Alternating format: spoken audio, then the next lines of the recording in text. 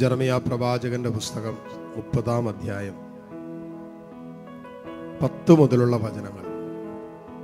ജെറമിയ 30:10 മുതൽ. കർത്താവ് അരുളി ചെയ്യുന്നു, കേൾക്കുക എല്ലാവരും ഹൃദയം തുറന്ന്. ഈ നിമിഷങ്ങളിൽ കർത്താവിൻ്റെ സ്വരം ഹൃദയത്തിലേക്ക് ഏറ്റെടുത്ത് പ്രാർത്ഥിക്കുക. വചനം പറയുന്നു, കർത്താവ് അരുളി ചെയ്യുന്നു, ആകയാൽ എൻ്റെ ദാസനായ യാക്കോബേ, നീ ഭയപ്പെടേണ്ട, ഇസ്രായേലെ വിസ്മയിക്കേണ്ട. നിന്നെ വിദൂര ദേശങ്ങളിൽ നിന്നും നിന്റെ മക്കളെ പ്രവാസത്തിൽ നിന്നും ഞാൻ രക്ഷിക്കും. യാക്കോബ് മടങ്ങി വന്ന് ശാന്തി നുകരും, ആരും അവനെ ഭയപ്പെടുത്തുകയില്ല. നിന്നെ രക്ഷിക്കാൻ നിന്നോട് കൂടെ ഞാനുണ്ട്. നിന്നെ രക്ഷിക്കാൻ നിന്നോട് കൂടെ ഞാനുണ്ട്. അതുകൊണ്ട് നിന്നെ ആരും ഭയപ്പെടുത്തില്ല. നീ ഭയപ്പെടേണ്ട, കാരണം നിന്നെ രക്ഷിക്കാൻ ഞാനുണ്ട്. നിന്നെ പ്രവാസത്തിൽ നിന്നും ഞാൻ നിന്നെ മടക്കി കൊണ്ടുവരും. ഇസ്രായേലേ, നീ ഭയപ്പെടേണ്ട. യാക്കോബേ, നീ ഭയപ്പെടേണ്ട. നിന്നെ വിദൂര ദേശങ്ങളിൽ നിന്നും നിന്റെ മക്കളെ പ്രവാസത്തിൽ നിന്നും ഞാൻ രക്ഷിക്കും. ഇത് തലമുറകളിലേക്കുള്ളൊരു വാഗ്ദാനമാണ്. നിന്നെ മാത്രമല്ല, നിന്റെ മക്കളെ കൂടി പ്രവാസത്തിലേക്ക് പോകുന്നതിന്, അടിമത്തത്തിലേക്ക് പോകുന്നതിൽ നിന്നും കർത്താവ് നമ്മളെ രക്ഷിക്കും. നീ ഭയപ്പെടേണ്ട, നീ അസ്വസ്ഥപ്പെടേണ്ട, കാരണം നിന്നെ രക്ഷിക്കാൻ ഞാൻ നിന്നോട് കൂടെയുണ്ടെന്നാണ് ദൈവത്തിന്റെ വചനം പറയുക. എന്നിട്ട് കൂട്ടിച്ചേർക്കുന്നൊരു കാര്യമുണ്ട്, 15-ാമത്തെ വചനം. ഇതൊരു പ്രോമിസായിട്ട് തന്നിട്ട്, വാഗ്ദാനമായിട്ട് തന്നിട്ട്, ഞാൻ നിന്റെ കൂടെയുണ്ട്, അതുകൊണ്ട് നീ ഒന്നിനെ കുറിച്ചും പേടിക്കണ്ട എന്ന് പറഞ്ഞിട്ട് ഒരു കാര്യം കർത്താവ് നമ്മൾ ഓർമ്മിപ്പിക്കുന്നു. നിന്റെ വേദനയെ ചൊല്ലി നീ എന്തിന് നിലവിളിക്കുന്നു? നിന്റെ ദുഃഖത്തിന് ശമനമുണ്ടാകില്ല. എന്തെന്നാൽ നിന്റെ അകൃത്യങ്ങൾ അസംഖ്യവും നിന്റെ പാപങ്ങൾ ഘോരവുമാണ്. അതുകൊണ്ട് ഞാൻ തന്നെയാണ് ഇവയെല്ലാം നിന്നോട് ഇത് ചെയ്തത്. എല്ലാം നിന്നോട് ചെയ്തത് ഞാൻ തന്നെയാണ്. കാരണം നിന്റെ അകൃത്യങ്ങൾ, നിന്റെ പാപം, ഇതൊക്കെ അസംഖ്യമാണെന്ന് ഞാൻ പറയും. ഇതൊന്നും ഇല്ലാത്തവന് ഭയപ്പെടേണ്ട ആവശ്യമില്ല. പാപത്തിൽ വസിക്കുന്നവനെ ഭയത്തിൽ വസിക്കേണ്ടതുള്ളൂ. പാപമുള്ളിലുള്ളവനെ കുറ്റബോധത്തിലും ഭയത്തിലൊക്കെ ജീവിക്കേണ്ടതുള്ളൂ. പാപം ചെയ്യാത്തവന് സ്വാതന്ത്ര്യത്തിൽ ജീവിക്കാൻ പറ്റും. പാപം ചെയ്യാത്തവൻ പ്രവാസത്തിലേക്ക് പോകേണ്ടി വരില്ല എന്നാണ് വചനം പറയുന്നത്. അടിമത്തത്തിലേക്ക് പോകേണ്ടി വരില്ല. പാപം ചെയ്യുന്നവനാണ് അടിമത്തത്തിലേക്ക് പോകുന്നത്. പാപം ചെയ്യുന്നവൻ പാപത്തിന്റെ അടിമയാണെന്ന് യോഹന്നാൻ 8-ാം അധ്യായത്തിൽ എഴുതി വെച്ചിട്ടുണ്ടല്ലോ. തമ്പുരാനെ, പാപം മൂലം ദൈവീക സംരക്ഷണം നഷ്ടപ്പെട്ടു പോയ കുടുംബങ്ങൾ ഈ ആരാധനയിൽ പങ്കെടുക്കുന്നുണ്ടാകാം. ഇന്നലകളിൽ കുടുംബാംഗങ്ങളായി, കുടുംബമായി ഒക്കെ ചെയ്ത ചില മാരക പാപങ്ങളുടെ സ്വാധീന കെട്ടുകള് തമ്പുരാനെ ഇവിടെ കുടുംബത്തിന്റെ സംരക്ഷണം കവർന്നെടുത്തിട്ടുണ്ടാകാം. അനുഭവിക്കാനുള്ള കൃപ നൽകണമേ. പിശാചിന് ഇന്നലകളിൽ ജീവിതമോ കുടുംബമോ ഒക്കെ തുറന്നിട്ടിട്ടുണ്ടെങ്കിൽ, സാത്താന് പ്രവർത്തിക്കാൻ തക്ക വിധത്തിൽ പാപം ചെയ്ത് പിശാചിന് അധികാരം കൊടുത്ത ഇടങ്ങളെ, വഴികളെ, സാഹചര്യങ്ങളെ, സാധ്യതകളെ, അവസരങ്ങളെല്ലാം തമ്പുരാനെ ഇതാ ഞങ്ങൾ അടച്ചു പ്രാർത്ഥിക്കുന്നു. പൂർണ്ണമായ ആ മേഖലകൾ അടയ്ക്കുന്നു. നിന്റെ സ്നേഹത്തിൽ അവയെല്ലാം വിശുദ്ധീകരിക്കണമേ. അനുതാപത്തോടെ ഞങ്ങൾ പ്രാർത്ഥിക്കുന്നു, ഹൃദയഭാരത്തോടെ ഞങ്ങൾ പ്രാർത്ഥിക്കുന്നു. തമ്പുരാനെ, നിന്റെ മുമ്പിൽ നിലവിളിക്കുന്നു. കർത്താവ് ചോദിച്ചാൽ നീ എന്തിനാ നിലവിളിക്കുന്നേ? നിന്റെ നിലവിളിക്കു നേരെ ഞാൻ എൻ്റെ കണ്ണടയ്ക്കും, എൻ്റെ കാതടയ്ക്കുമെന്ന് കർത്താവ് പറയുന്നു. കാരണം നിന്റെ പാപങ്ങൾ അസംഖ്യമാണ്,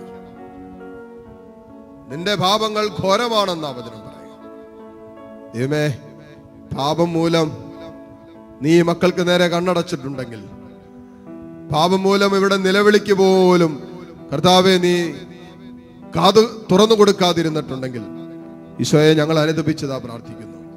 ഒരു കൂട്ടായ്മയായി ലോകത്തിന്റെ പല കോണുകളിൽ ഇരുന്ന് തമ്പുരാനെ നിന്നെ ആരാധിക്കുന്ന ഞങ്ങൾ ഞങ്ങളുടെ മാത്രമല്ല, ഞങ്ങളുടെ കുടുംബത്തിൻ്റെ, ഞങ്ങൾ അറിഞ്ഞോ അറിയാതെയോ ഞങ്ങളുടെ കുടുംബാംഗങ്ങളൊക്കെ ഞങ്ങളുടെ തലമുറകളായി വന്നു പോയിട്ടുള്ള ഏതെങ്കിലും പാപത്തിൻ്റെ സ്വാധീനങ്ങൾ ഇന്നിൻ്റെ അനുഗ്രഹങ്ങൾക്ക് തടസ്സമായി നിൽക്കുന്നുണ്ടെങ്കിൽ ദൈവമേ, ഇതാ കുടുംബമായി നിന്റെ സന്നിധിയിൽ അനുദപിച്ച് ഞങ്ങൾ പ്രാർത്ഥിക്കുന്നു, ഏറ്റുപറഞ്ഞ് പ്രാർത്ഥിക്കുന്നു, മാപ്പ് യാചിച്ച് തമ്പുരാനെ ഞങ്ങൾ പ്രാർത്ഥിക്കുന്നു.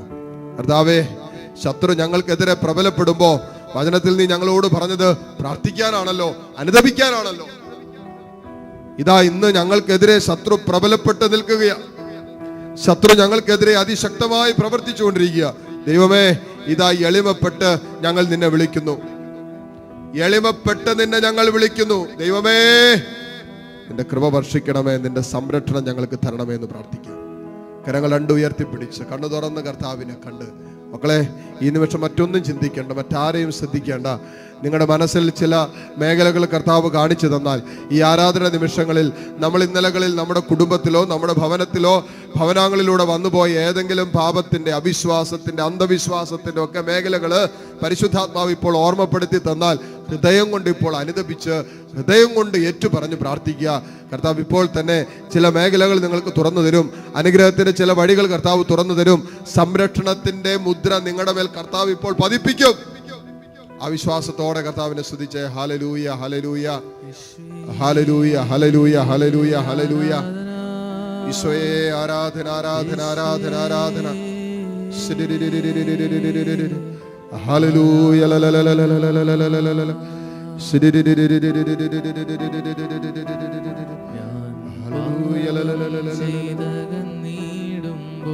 ഈശോയെ, ദൈവത്തിനുള്ളം തേങ്ങും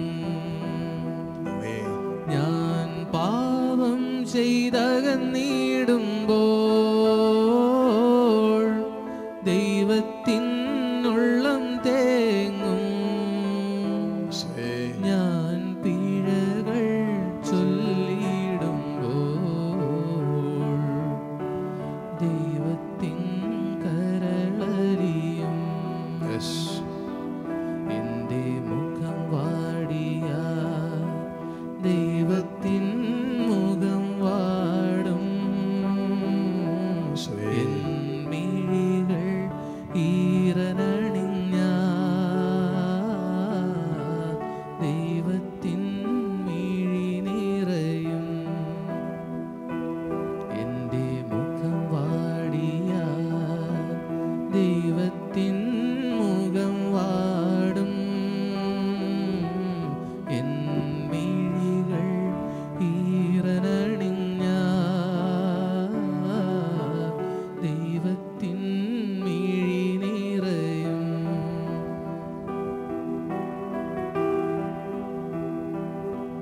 കർത്താവേ, അനുദപിച്ച് പ്രാർത്ഥിക്കാനുള്ള കൃപ ഞങ്ങൾക്ക് തരണമേ. ഞങ്ങൾക്കറിയാം, അറിഞ്ഞും അറിയാതെയും ഒക്കെ എല്ലാ ദിവസവും എല്ലാ നിമിഷവും നിന്നെ വേദനിപ്പിക്കുന്നവരാ ഞങ്ങൾ. പലവിധ പാപങ്ങൾ നിരന്തരം ഞങ്ങളെ വേട്ടയാടുന്നുണ്ട്. ഒരു വേട്ടപ്പട്ടിയെ പോലെ ഞങ്ങളെ പാപം നിരന്തരം വേട്ടയാടിക്കൊണ്ടിരിക്കുക. പലപ്പോഴും പാപത്തിന്റെ സ്വാധീനത്തിൽ ഞങ്ങൾ വീണുപോയിട്ടുണ്ട്. ഞങ്ങളുടെ ഇന്നലകളിലേക്ക് തിരിഞ്ഞു നോക്കുമ്പോൾ തമ്പുരാനെ, തെറ്റുപറ്റിയ എത്രയോ അവസരങ്ങൾ, നിന്നെ വേദനിപ്പിച്ച എത്രയോ അവസരങ്ങൾ ജീവിതത്തിൽ ഉണ്ടായിട്ടുണ്ട്. ഇതെല്ലാം ഓർത്ത് ഞങ്ങൾ മാപ്പ് ചോദിക്കുന്നു. ഒരു വിശുദ്ധ ജീവിതം ആരംഭിക്കാനുള്ള കൃപ ഞങ്ങൾക്ക് തരണമേ. കർത്താവേ, നിന്റെ സ്നേഹത്തിൽ അഭിവൃദ്ധിപ്പെടാനുള്ള കൃപ ഞങ്ങൾക്ക് തരണമേ. ഞങ്ങളുടെ അയോഗ്യതകൾക്കപ്പുറം ഞങ്ങളെ കൈപിടിച്ച് നടത്തുന്ന നിന്റെ കാരുണ്യത്തിൽ നിരന്തരം ആശ്രയിച്ച് ജീവിക്കുവാൻ ദൈവമേ, നീ ഞങ്ങൾ ഇടവരുത്തണമെന്ന് പ്രാർത്ഥിക്കാം. ഹൃദയത്തിൽ അനുതാപം നിറയട്ടെ, ഹൃദയത്തിൽ ഈശോയുള്ള സ്നേഹം നിറയട്ടെ. യേശു മാത്രമാണ് എൻ്റെ ജീവിതത്തിൽ രക്ഷയ്ക്കായി സ്വർഗം തന്ന ഏക നാമമെന്നും ഏക വഴിയെന്നും ഹൃദയത്തിൽ ഉറച്ച് വിശ്വസിക്കട്ടെ. വേറൊരു ദൈവമില്ല, വേറൊരു നാമമില്ല, വേറൊരു സത്യമില്ല. ഇത് മാത്രമാണ് സത്യം.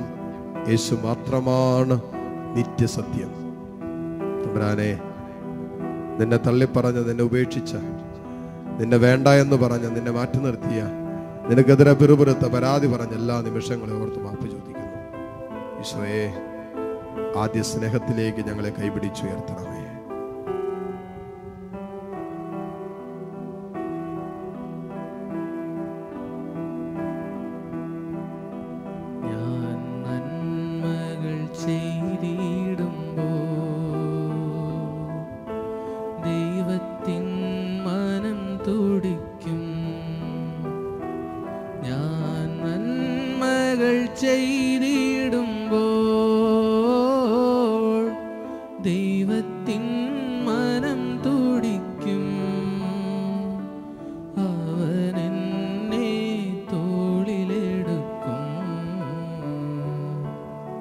സ്നേഹത്താൽ താലോലിക്കും.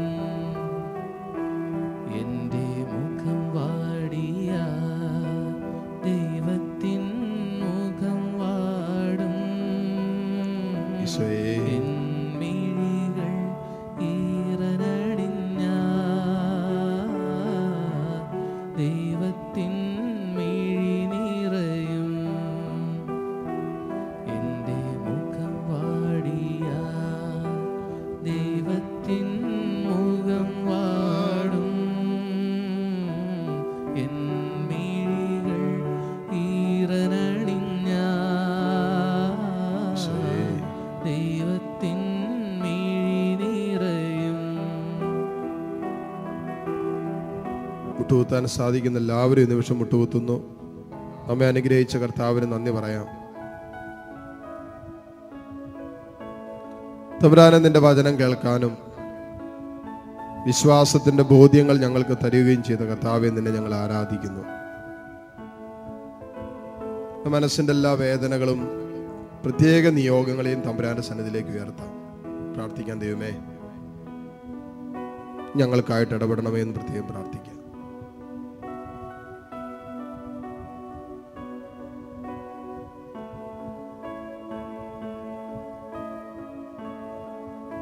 ഹൃദയത്തിന്റെ ഭാരം ഇറക്കി വെച്ച് ഈശോയുടെ ആശീർവാദം സ്വീകരിക്കുമ്പോൾ മക്കളെ വിശ്വസിക്കുക, തമ്പുരാൻ നമ്മളെയും തൊട്ട് കഴിഞ്ഞു. ഈശോ എന്നെയും സ്പർശിച്ചു കഴിഞ്ഞു. എൻ്റെ കുടുംബത്തിലും കർത്താവിൻ്റെ സ്പർശനം കിട്ടി എന്ന് തന്നെ അങ്ങോട്ട് വിശ്വസിക്കുക. കരങ്ങൾ ഈശോയിലേക്ക് തുറന്ന് നീട്ടിപ്പിടിച്ച് സ്തുതിച്ച് പ്രാർത്ഥിച്ചുകൊണ്ട് കർത്താവിൻ്റെ ആശീർവാദം സ്വീകരിക്കാം. Hallelujah, hallelujah. ഈശോയെ ആരാധന.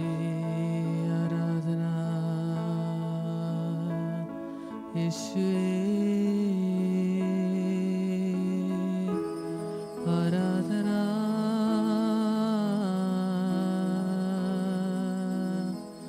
യേശുവേ.